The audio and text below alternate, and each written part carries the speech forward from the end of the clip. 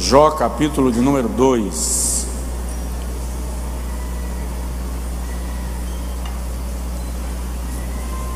Nós estamos falando sobre as 7 provações de Jó. E como diz Tiago, no dia 31 de dezembro, que é o culto da virada, eu vou falar aqui sobre a restauração de Jó. Por que eu citei Tiago? Porque Tiago diz assim: ouvistes da provação de Jó e do fim que Deus lhe deu. Então dia 31 a gente fala aqui do fim que Deus deu a Jó. Qual foi o resultado desse processo? Eu e você precisamos entender e assimilar que toda provação tem um tempo determinado. Diz aí para o irmão do seu lado: toda provação tem um tempo determinado, tá? E tem um propósito. Tem um hino bem antigo que diz assim: nesta vida o crente é provado, mas tem ao seu lado auxílio divino. E chorando sua cruz tão pesada, à beira da estrada lamenta o destino. O Senhor tem provado o seu povo e é vitorioso quem leva a sua cruz. Se não tens esperança de vida, procura a guarida nos pés de Jesus. É isso que a gente está fazendo aqui, tá? Jó capítulo 2, versículo 1 diz assim: chegou outra vez o dia em que os filhos de Deus vieram apresentar-se perante o Senhor. E veio também Satanás entre eles apresentar-se perante o Senhor. Então o Senhor disse a Satanás: de onde vens? E respondeu Satanás ao Senhor e disse: de rodear a terra e passear por ela. Disse o Senhor a Satanás: observaste o meu servo Jó? Porque ninguém há na terra semelhante a ele, homem íntegro e reto, temente a Deus e que se desvia do mal, e que ainda retém a sua sinceridade, havendo-me tu incitado contra ele para o consumir sem causa. Então Satanás respondeu ao Senhor e disse: pele por pele, tudo quanto o homem tem dará pela sua vida. Estende agora a tua mão e toca-lhe nos ossos e na carne, e verás se não blasfema contra ti na tua face. Disse, pois, o Senhor a Satanás: eis que ele está na tua mão, porém contra a sua vida não estenda a sua mão. Eis que ele está em tua mão, porém guarda a sua vida, somente poupa-lhe a vida. Aqui é o nível máximo. Pode arrebentar tudo, só não mata. Esse é um nível absoluto da provação. Diga comigo: Senhor, tem misericórdia de mim e fala comigo. Amém. Pode sentar-se, por favor. Na primeira semana, na primeira noite, que eu falei com os irmãos acerca de Jó, nós discorremos um pouco sobre a sua fidelidade a Deus e sobre a sua influência no ambiente que ele vivia, e da sua influência não apenas no aspecto espiritual, mas do aspecto social, do aspecto do empreendedorismo, da prosperidade. Analisei com os irmãos em não muito tempo o contexto em que Jó viveu, apontando mais ou menos para o período que envolve os últimos capítulos do livro do Gênesis. Jó, portanto, não viveu no período que se relaciona com os Salmos, por exemplo, e expliquei para os irmãos por que na nossa Bíblia o livro de Jó está aqui, próximo dos Salmos, visto que ele está no agrupamento de livros chamados poéticos. Para algumas pessoas, eu disse, o livro de Jó é uma novela, uma história fictícia. No entanto, uma análise cuidadosa do texto bíblico vai mostrar para nós que Jó é um personagem real, ele existiu. Eu disse aqui para os irmãos também que nós somos tentados a pensar que os homens de Deus, cujos nomes se registram na Bíblia Sagrada, quando foram provados, a gente tem a sensação que eles foram provados pela manhã, oraram à tarde e Deus respondeu à noite. Porém, estudiosos sugerem que o processo na vida de Jó deve ter durado entre 7 e 10 anos, ou seja, não foi algo rápido. Se o irmão analisar o relato do capítulo 1 em paralelo com o relato do capítulo 2, vai perceber que há um espaço de tempo entre o primeiro processo, a primeira fase e a segunda fase. O texto diz assim: chegou outra vez o dia em que os filhos de Deus vieram apresentar-se perante o Senhor.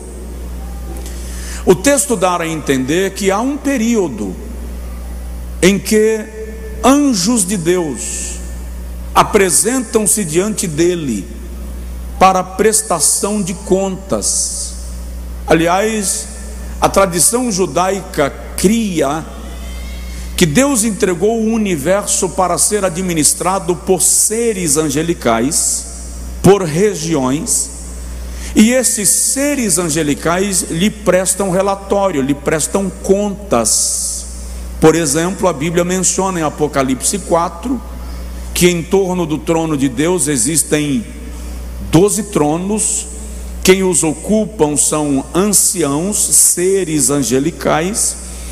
E a partir desse conceito, alguns acreditam que de fato esses 12 anciãos são governos de Deus sobre o universo e que prestam contas a Deus da sua gestão do universo ou da região que porventura o Criador lhes delegou. Um outro exemplo que não pode ser ignorado é que o anjo caído, Satanás, quando querubim ungido, a Bíblia diz que ele fora ungido para proteger. E Isaías capítulo 14, versículo 12 a 14, bem como Ezequiel 28, revela que ele tinha um trono, tanto que ele diz: exaltarei o meu trono. Então, ao que tudo indica, ele está na lista daqueles que receberam de Deus gestão e que, portanto, precisa comparecer diante de Deus para prestar contas, prestar relatório. Isso confirma, reforça e reafirma aquilo que eu falei na terça-feira anterior, de que toda a ação do diabo tem limite estabelecido pela soberania divina. E eu disse aos irmãos aqui que não é o diabo quem fala de Jó para Deus, é Deus quem fala de Jó para o diabo. Viste o meu servo Jó, homem íntegro, temente a mim, que se desvia do mal, reto. Na primeira abordagem, Satanás diz para Deus assim: porventura ele te teme em vão? Jó porventura te teme por acaso? Tu deste a ele tudo que um homem pode desejar. Toca no que ele tem, e tu verás que ele blasfemará de ti na tua face. E o Senhor diz ao diabo: vai e toca no que ele tem, somente contra ele não estendas a tua mão. A limitação é: não toca nele, pode tocar em tudo que se diz respeito a ele. Aí vem os dois primeiros ataques que eu falei aqui na semana passada, nas semanas anteriores. O primeiro ataque, a primeira provação de Jó foi na área financeira da sua vida. Sua vida inteira desmorona de prejuízos em prejuízos, e Jó não compreende nada. E quando chega uma notícia de tragédia, a outra já vem chegando atrás, dando a entender que antes de Jó conseguir se reorganizar de uma tragédia, acontece outra. Até aí, Jó lida com equilíbrio, até o momento que vem a segunda provação. Os seus filhos são atacados, e a Bíblia diz no capítulo 1, a partir do versículo 18, que todos os filhos de Jó foram mortos de uma só vez. Eu estava conversando uma vez com um pai que havia perdido um filho de 8 anos, vitimado por um câncer no cérebro.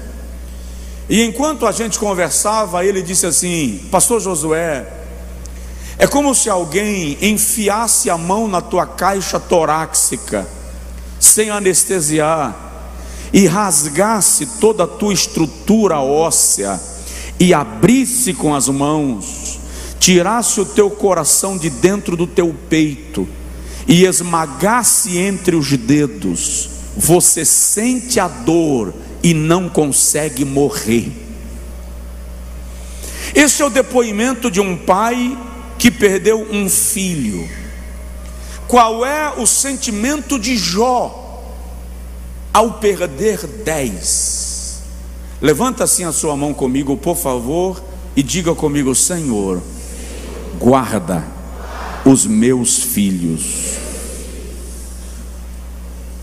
Quando ocorre a segunda provação, Jó desaba, desmaia, cai, desmorona, e mesmo ao quebrado, machucado, dolorido e ferido, ele consegue dizer: o Senhor me deu, o Senhor me tomou, louvado seja o nome do Senhor.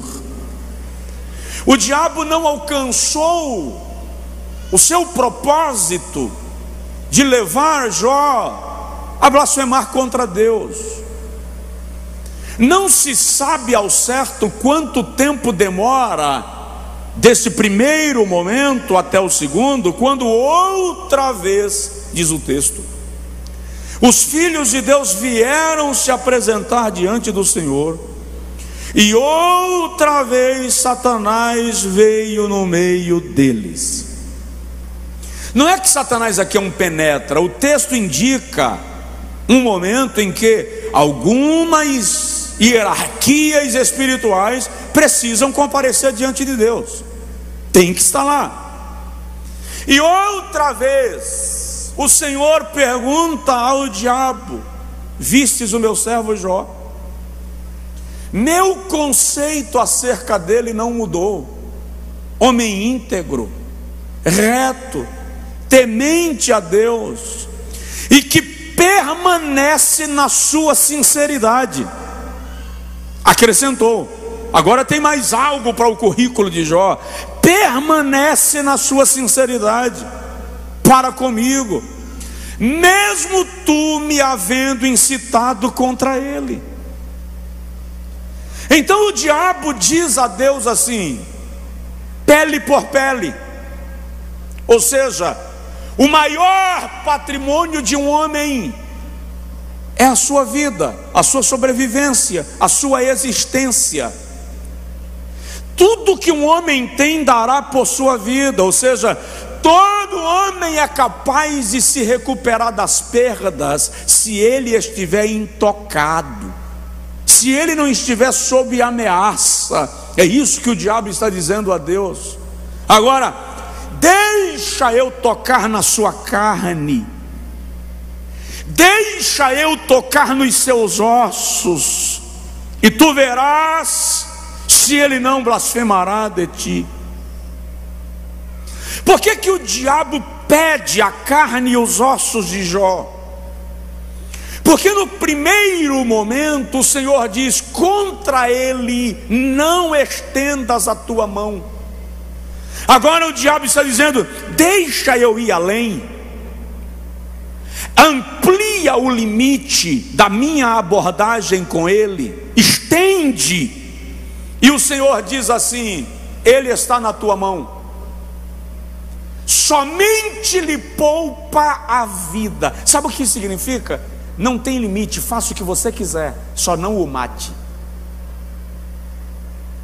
Esse diálogo entre o todo-poderoso Deus e o diabo é muito sério, muito forte e muito profundo. E o texto bíblico nos diz que o diabo saiu da presença de Deus, versículo 7,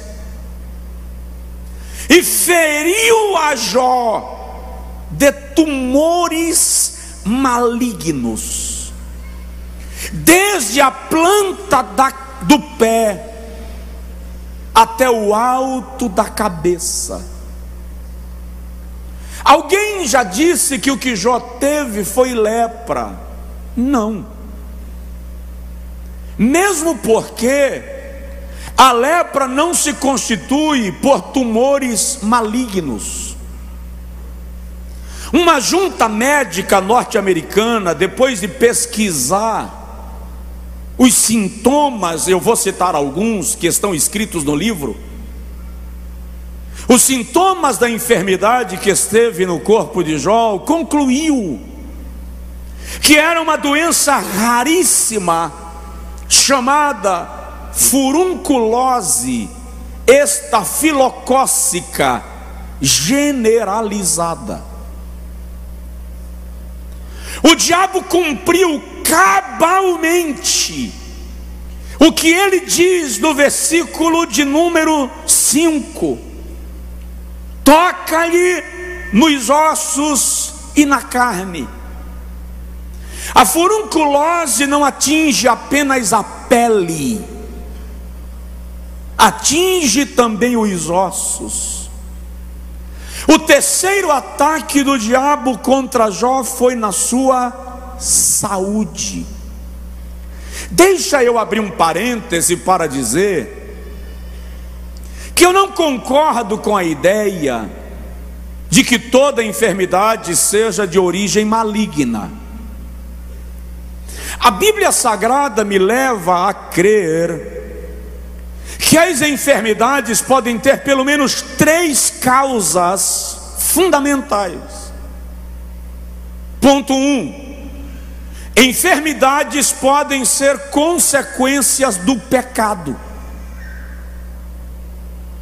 João capítulo de número 5, quando o Senhor Jesus cura o paralítico do tanque Betesda, a Bíblia diz que o Senhor olha para ele e diz: levanta-te, anda, toma a tua cama. E ele toma a cama e vai embora. Lá na frente, no versículo 14, Jesus encontra aquele rapaz de novo, agora no templo. E a Bíblia diz que quando Jesus o encontrou, disse-lhe: olha, não peques novamente, para que não te suceda coisa pior. Nesse versículo fica entendido que a paralisia daquele moço era fruto de algum pecado cometido e por consequência a enfermidade lhe alcançou. Na epístola do apóstolo Tiago, eu volto já para falar de Jó e da enfermidade que ele sofreu. Na epístola do apóstolo Tiago, capítulo de número 5, no versículo de número 14, diz assim: está alguém entre vós doente? Chame os presbíteros da igreja e orem sobre ele, ungindo-o com azeite em nome do Senhor. E a oração da fé salvará o doente, e o Senhor o levantará, e se houver cometido pecados, ser-lhe-ão perdoados. Note que Tiago faz uma conexão de enfermidades com a possibilidade de pecados não confessados. Então, muitas vezes, enfermidades atingem-nos por causa de pecados não confessados, e isso é tão claro na mentalidade judaica, que no Evangelho segundo João, capítulo de número 9, os discípulos com Jesus encontram um cego de nascença, e eles perguntam a Jesus assim: Senhor, por que razão este homem nasceu cego? Quem pecou? Ele ou os seus pais? Então os judeus acreditavam que enfermidades poderiam ser consequências de pecado. Então nem todas elas são de origem maligna, e quando é consequência de pecado, é aí onde entra a necessidade de discernimento do próprio enfermo. Se é consequência de pecado, arrependimento seguido de confissão resolverá o problema diante de Deus. Você consegue dizer amém? Segundo lugar, enfermidades podem ser resultantes de consequências naturais. Nós somos pó, barro. Salomão diz que o que acontece ao ímpio, Eclesiastes 7, também acontece ao justo. O apóstolo Paulo diz que nós estamos habitando num corpo mortal. Isto significa que este corpo está fadado às situações da vida terrena. Por isso que em João 9, eu volto a citar, quando eles perguntam a Jesus: quem pecou, ele ou seus pais? Jesus diz: nem ele pecou, nem os seus pais pecaram. Nele se manifestará a glória de Deus. Então enfermidades podem ser consequências de situações naturais, e aí a gente tem que largar a mania que é típica de um religiosismo pentecostalizado adoecido, que acha que porque alguém está sofrendo é porque Deus está punindo. Dá uma provocadinha aí no seu vizinho, fala com ele assim: somos barro, pó. Então estamos sujeitos, mas não é para ignorar que enfermidades também podem ser resultantes de ataques malignos. Esse é o caso de Jó. Lucas capítulo de número 13 mostra para nós de uma mulher encurvada, que há 13 anos assim andava, e a Bíblia diz que a sua enfermidade era por conta de um espírito de enfermidade. Então existem demônios que causam enfermidades, e a igreja precisa orar, pedir de Deus discernimento para compreender quando o ataque é de origem maligna. Marcos 9, A partir dos versículos 14, um pai procura Jesus dizendo: meu filho tem convulsões, é mudo, e quando ele convulsiona, cai no fogo ou na água. Aí Jesus não ora para que o menino seja curado, ele ora para que o espírito mudo que possuía o menino saísse dele, e o menino fica curado. Então era de ordem espiritual. Tem alguém na casa? Está me ouvindo? Compreendido até aí? Pele por pele. Tudo que o homem tem dará por sua vida. Toca-lhe. Veja que o diabo não diz: me deixa tocar. Ele diz: toca-lhe. Ele está pedindo a Deus que seja o algoz de Jó. Lá no primeiro capítulo ele diz assim: me deixa tocar no que ele tem, e tu verás que ele blasfemará de ti. No capítulo 2 ele não ousa dizer: me deixa tocar. Ele diz: toca-lhe. Quer saber por quê? Dá uma olhadinha no seu vizinho e diz para ele assim: porque o diabo não pode tocar em você.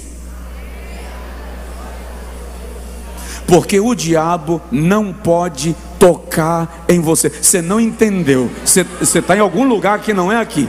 O diabo não pode tocar em você, a não ser que Deus deliberada e soberanamente determine.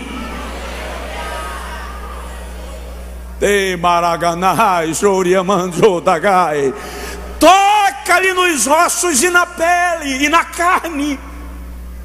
E aí o Senhor diz assim: ele está em tua mão, poupa-lhe a vida. O corpo de Jó é atingido da planta do pé ao alto da cabeça de tumores purulentos, malignos. Deixa eu te explicar algo. No capítulo de número 7, versículo 5, o texto revela que dos tumores que estavam no corpo de Jó saíam vermes. A minha carne se tem vestido de vermes e de torrões de pó. A minha pele está gretada e se faz abominável. O que ele está dizendo é: a pele de Jó endurece, resseca, perdeu a hidratação. Os tumores brotam da sua pele, e de dentro dos tumores, vermes tomam conta do seu corpo. Presta atenção, ele estava sendo devorado vivo por vermes vivos. Quando ele diz: a minha pele se torna em torrão, a junta médica que eu mencionei há pouco menciona que pedaços de carne caíam do corpo de Jó. É muito provável, segundo esse relato médico, que a cartilagem tenha se quebrado, orelha caiu, nariz quebrou. É por isso que Jó pega caco para se coçar, porque seguramente as suas unhas caíram. Jó deforma. O ataque do maligno contra a sua saúde foi impiedoso, cruel, violento. Historicamente, por que Jó vai se assentar num montão de terra ou num monturo? Porque chega um momento, e relatam os médicos que trataram da questão, de que o enfermado pela furunculose estafilocócica generalizada não consegue mais ficar em pé. Os seus ossos vão sendo destruídos, deteriorados e se quebram, fraturam sem precisar de pancada. E Jó descreve isso no capítulo 30, versículo 17, quando ele diz assim: de noite os meus ossos se quebram, o mal que me corrói faz os meus nervos torcer. Esse é o texto bíblico mais próximo do hebraico, ou seja, Jó tinha cãibras insuportáveis à noite, enquanto os seus ossos se quebravam. Tem alguém aqui? Aí alguém olha para mim e diz assim: a minha provação é igual a de Jó. Sua vida financeira inteira desmoronou, você não tem nada. O cara que lavava os pés em leite de cabra, você vai ver isso nas próximas pregações, agora está sentado no monturo. Aquele que era aplaudido pelas multidões, agora está sendo cuspido. Você vai ver isso nas próximas semanas. Aquele que tinha 10 filhos que alegravam a sua casa e que faziam festas e banquetes, agora diz: choro a ausência daqueles que rodeavam a minha casa, a minha mesa. E como se não bastasse, o corpo dele estoura em tumores purulentos, malignos. Olha só: os meus ossos se quebram sem causa, e os meus nervos se contorcem à noite. Se você ler comigo o capítulo 7, versículo 15, olha o que Jó diz: eu preferiria ser estrangulado até morrer do que os meus ossos. A dor é tão grande, é isso que o texto bíblico relata, que Jó sofria asfixia, perda do fôlego, perdia a respiração. Nós estamos falando de dor sobre dor, ao ponto de do indivíduo gemer, urrar, de modo que aqueles que passavam, diz o texto, ouviam o seu gemido.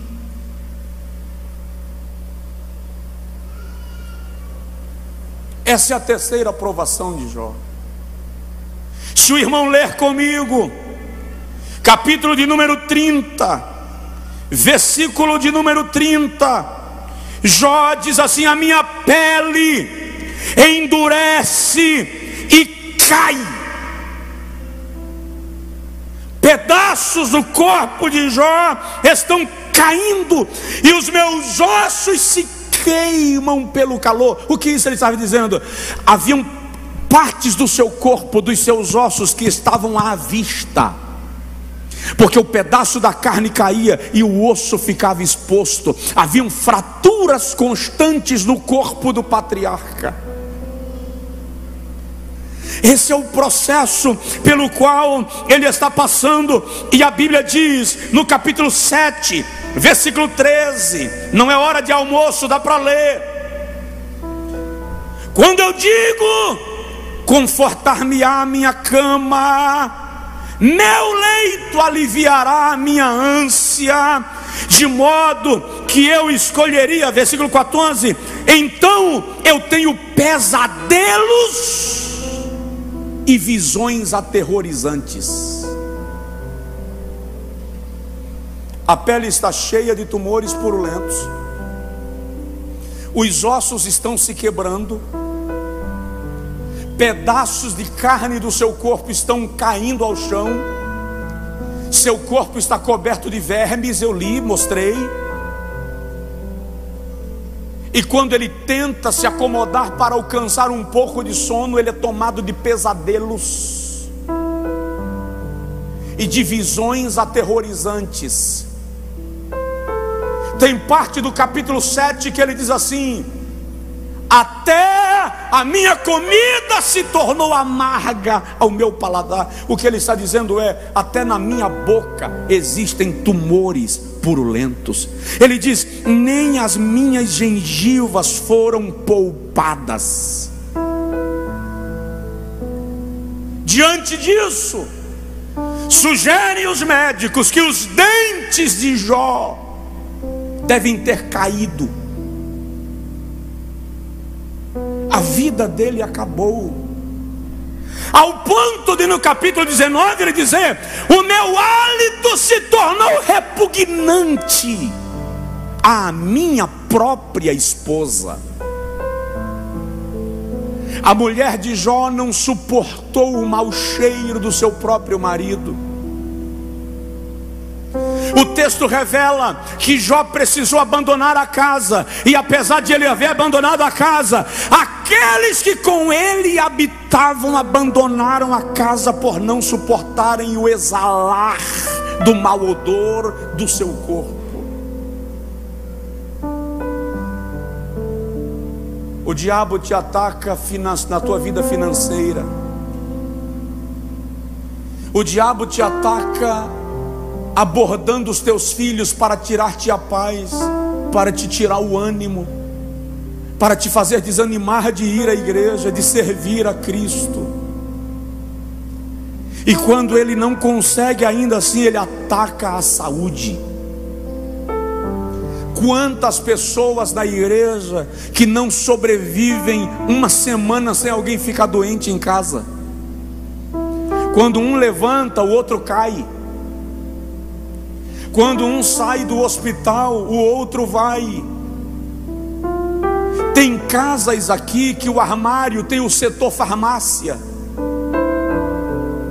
Tem que ter a prateleira dos remédios, porque as enfermidades são constantes no lar.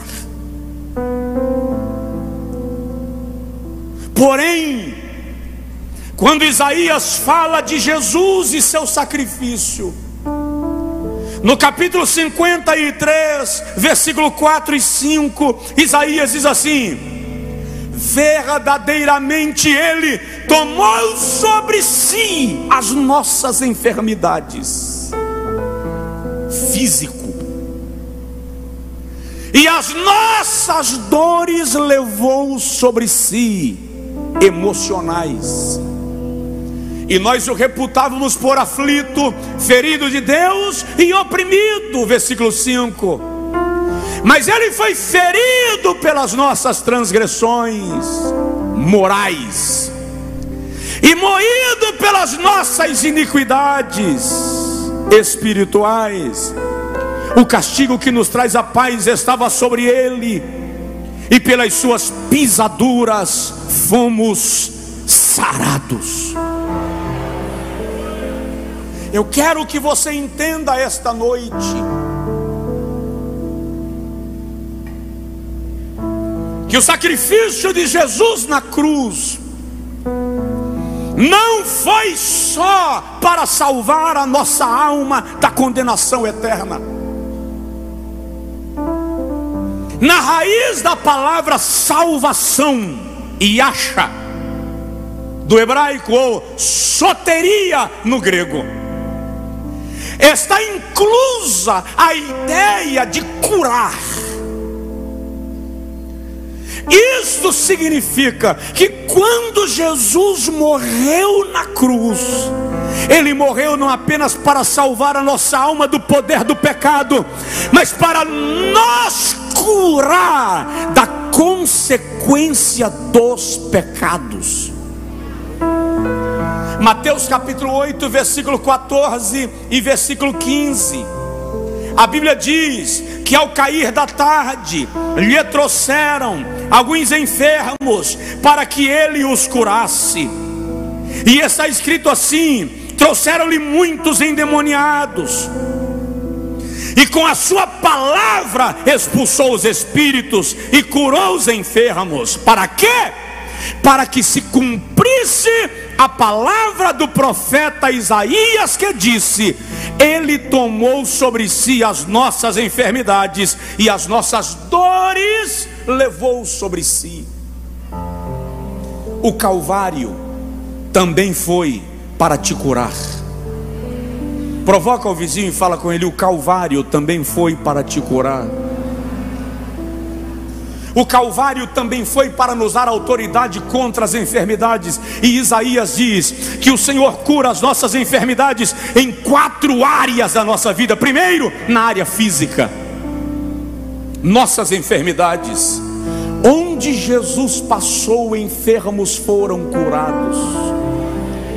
Ele é poderoso para reverter o quadro clínico do teu corpo, a declaração médica, e gerar milagres em sua vida, porque Ele é Deus poderoso.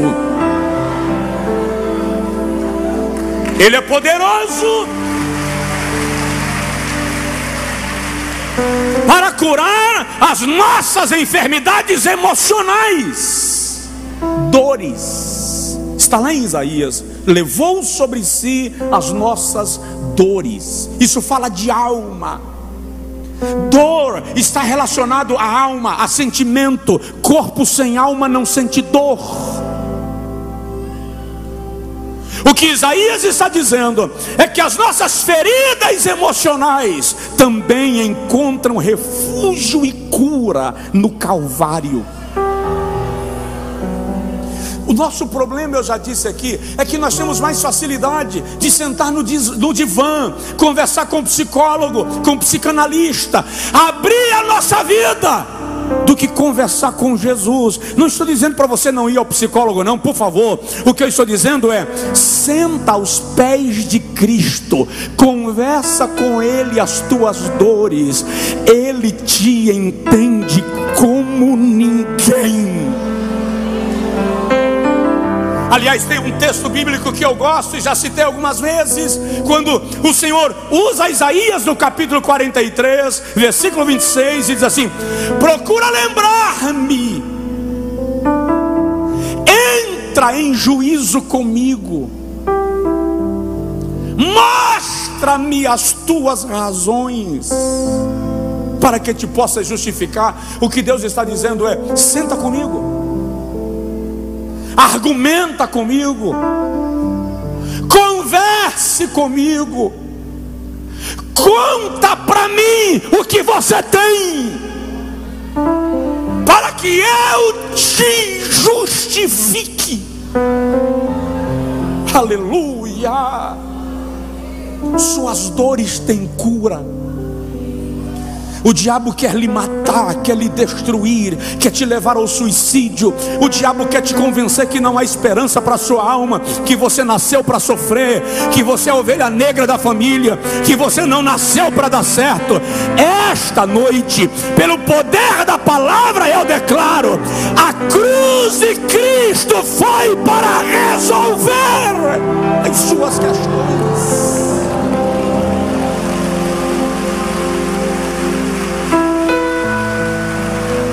Aleluia, aleluia. Sabe qual é o problema? Vivemos uma geração de crentes que querem ser curados no baba, no churrasco, na sinuca. Esta igreja não tem relações sociais. Nós precisamos de eventos sociais para a gente conseguir curar a alma. Ei! Se evento social curasse a alma, não haviam alcoólatras lá fora, não haviam grupos de drogados, práticas de orgias, sexo grupal. O que cura a minha alma e a sua alma é relação com Jesus, é relação com a cruz, é relação com o Calvário, é relação com a palavra. O resto é apenas consequência. Ele quer curar a sua alma.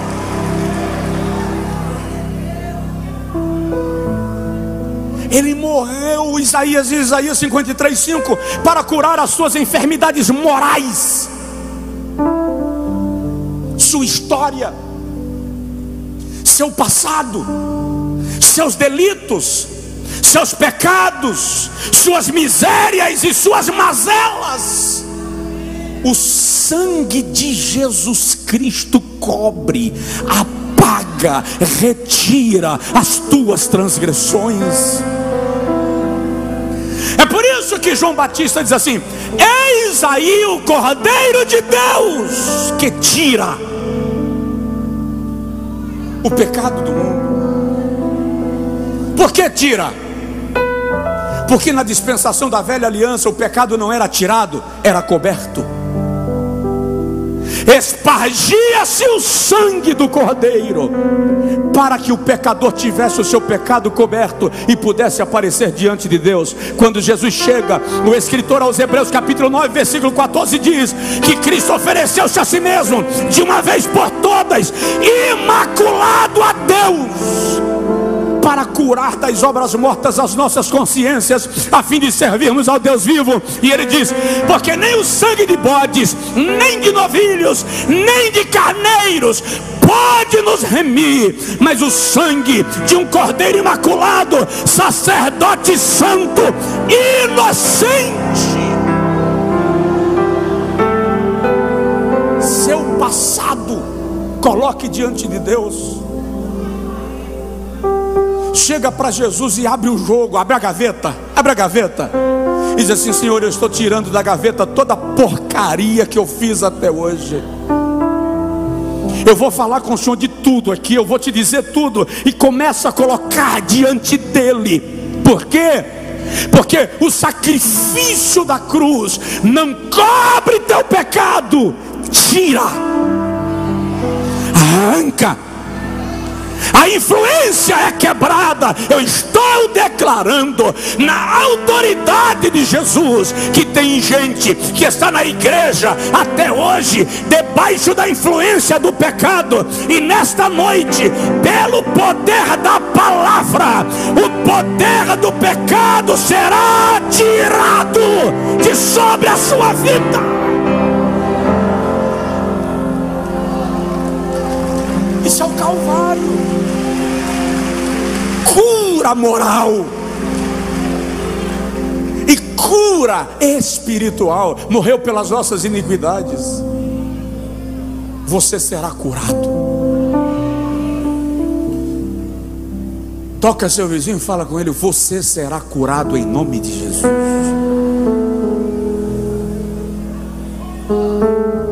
Você será curada em nome de Jesus.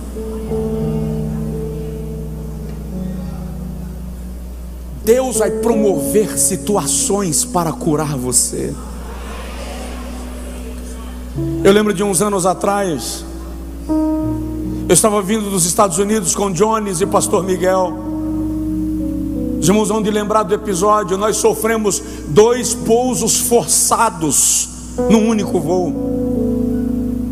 Depois da primeira tentativa, a aeronave voltou, pousou depois de algumas horas, esvaziando combustível para então pousar.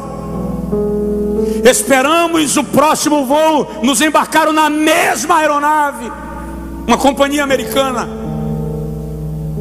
Depois de algumas horas voando, pastor Miguel dormindo, Jones dormindo, eu percebi o desespero dos comissários conversando.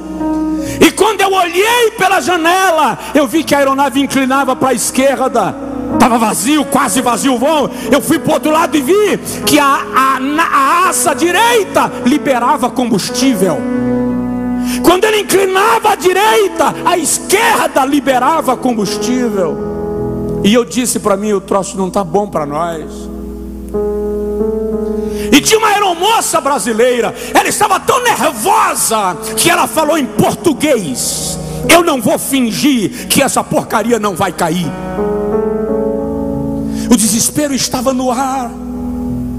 Eu olhei para trás, Jones dormia, pastor Miguel dormia. Eu lembrei da igreja, falei: Jesus, quem vai pastorear aquela igreja? Aí eu parei e disse: rapaz, deixa de ser besta, você vai partir agora dessa para outra e está preocupado com quem vai pastorear a igreja? Fica na tua. Ajoelhei no banco da aeronave e entreguei a Deus a minha vida. Se Deus está entregue, eu me rendo a ti. Depois de 4 horas desse ambiente, o piloto anunciou o pouso, nos colocou em posição de emergência, pousamos cercados de corpo de bombeiros. Quando eu fiquei em pé no avião com as pernas dançando sem música, eu disse a Jones e ao pastor Miguel: eu não embarco mais hoje. Identifiquei onde estávamos, pousamos em Charlotte, na Carolina do Norte. Eu tenho um amigo em Charlotte. Quando eu saí do avião, liguei para ele e disse: você está em casa? Ele disse: estou em casa. Eu falei: vem me buscar no aeroporto. Ele disse: você está onde? Eu disse: estou em Charlotte. 1h30 depois ele chegou. Quando ele pegou a minha mala, eu parei com ele antes de entrar no carro e perguntei para ele: me diz o que está acontecendo na sua casa. Ele disse: como assim? Eu falei com ele: eu não vim passear em Charlotte. Deus me fez pousar aqui, fora dos meus planos, por alguma razão que não está na minha programação. Ele riu e disse: quando chegar em casa eu te conto. Quando nós chegamos na casa dele, ele chamou a esposa, chamou as 2 filhas, chamou a esposa, chamou as 2 filhas. Eu repeti o que aconteceu. Aí eles começaram a chorar. E ele disse assim: pastor Josué, a nossa filha mais nova, Sara, vai fazer amanhã uma cirurgia no coração, para colocar algumas válvulas no coração. O médico não deu garantia do sucesso da cirurgia. Nós estamos muito atemorizados. Eu disse para eles: vamos orar. Se foi por esta razão que Deus me trouxe aqui, Ele vai fazer alguma coisa. E na minha oração eu disse: Deus, força os médicos pedirem novos exames antes da cirurgia. No outro dia eles saíram de madrugada para o hospital. Nós ficamos. Quando chegaram no hospital, a mãe, olhando para o médico, esqueci o nome dela, Jones, irmã Ana, olhou para o médico e disse: não é possível fazer novos exames para saber se é necessário realmente a cirurgia. Só que nos Estados Unidos não se faz exames mais na hora da cirurgia. Todos os exames são feitos antes. Concluiu-se que a cirurgia é indicada, então não se faz mais exames. Quando ela pediu isso ao médico, o médico disse: não é necessário fazer exames, eu tenho todos os exames à mão, não preciso pedir mais nenhum. Ela vai para o centro cirúrgico. Colocaram a menina na maca, entraram no centro cirúrgico. Os pais ficaram do lado de fora. Quando chegou lá dentro, o cirurgião disse: eu quero um exame X que não está na minha mesa, e eu não toco nela sem esse exame.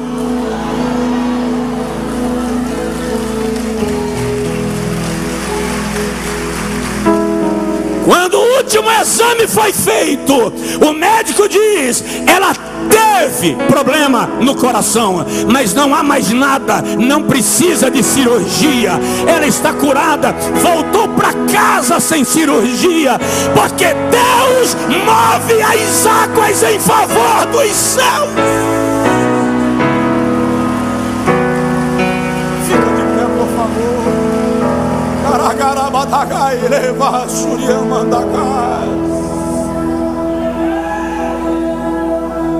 A única coisa que eu disse ao meu amigo, o pastor Sandro, foi: da próxima vez que você precisar de oração, avisa logo. Não precisa ameaçar derrubar meu avião só para eu orar por você. Deus está envolvido nos processos da sua vida. E eu quero orar agora para que a unção de cura seja liberada sobre você e sobre a sua casa.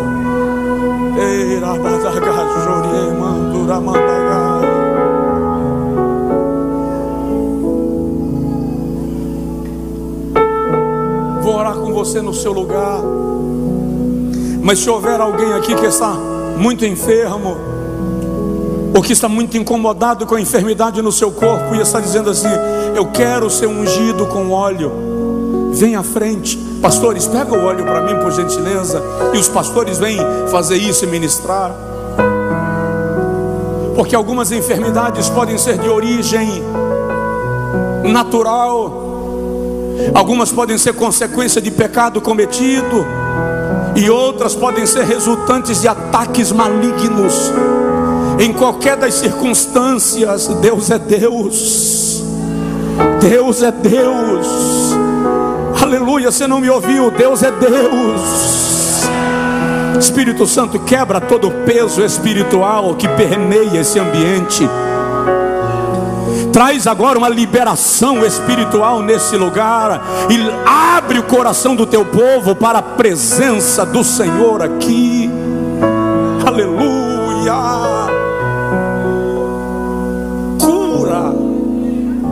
O adversário atacou Jó na sua saúde, e há pessoas aqui sofrendo ataques do inimigo. Alguns pastores, passam aqui por trás de mim, vem por outro lado aqui, por favor.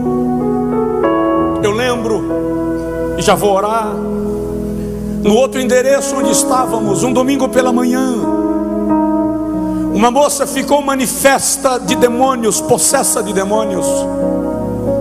Eu estava ministrando na escola bíblica e os obreiros cuidadosamente retiraram ela do ambiente do culto, levaram para a sala de oração e oraram por ela até que a escola terminou e ela continuava possessa.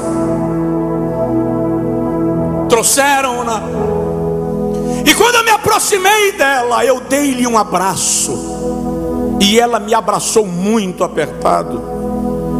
Quando eu soltei-a do abraço, ela estava liberta. Calma. Antes eu sair da igreja, eu não suportava as dores no corpo. Quando eu entrei no carro, eu estava com febre altíssima, não consegui ligar o ar-condicionado do carro. Cheguei em casa, a dor de garganta era insuportável, eu não aguentava engolir nem a saliva. À noite eu tinha tanta dor de cabeça que não fui para o culto. Mas eu não me toquei, eu não captei, não percebi que eu havia sido inflamado por um dardo maligno. Segunda-feira de cama. Terça-feira eu não iria aguentar pregar. Quando eu estava orando, dizendo a Deus: não vou aguentar pregar, alguém vai ter que ministrar, o Espírito me fez lembrar do abraço. Eu peguei o óleo na prateleira da estante da biblioteca, ministrei o óleo no meu peito e eu mesmo comecei a orar e a repreender. Comecei a vomitar ao ponto que precisei sair correndo. Peguei uma bacia para ter onde jogar aquela coisa desagradável. Depois do vômito, eu não tinha febre, não tinha dor de cabeça, não tinha dor de garganta, estava curado. E à noite ministrei, porque o maligno pode atingir você num momento de lapso, falta de discernimento, de vigilância. Mas Deus é poderoso para anular. Eu vou repetir para você dizer amém. Deus é poderoso para anular. Pastores podem orar. Deus, esta tarde eu pedi ao Senhor a liberação de cura. Quando eu cheguei aqui no templo, eu pedi ao Senhor a liberação de cura.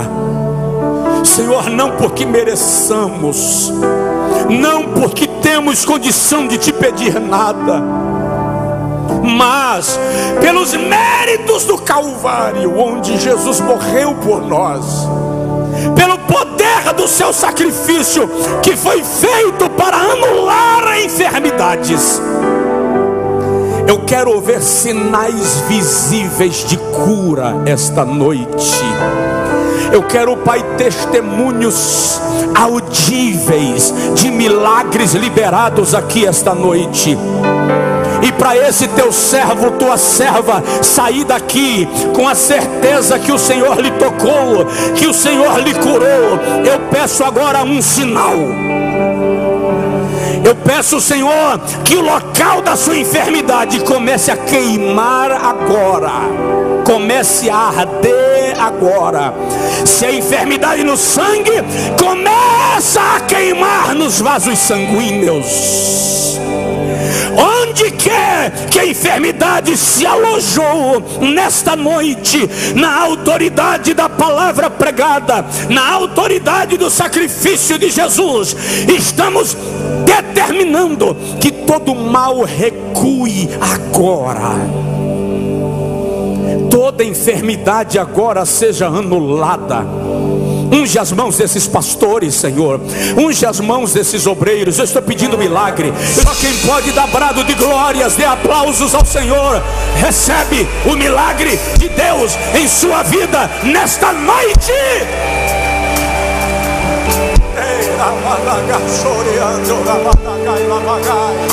Ei, confirme a cura divina. Confirme a cura divina. Quando você confirmar, traga o testemunho. Confirme a cura divina. Se tem exame para fazer, não precisa correr dele, pode fazer, porque é o exame que testifica, que atesta o milagre. Se não precisa de exames, procure o sintoma, procure o sinal, ateste a cura, testemunhe, porque eu sei que Jesus curou essa noite.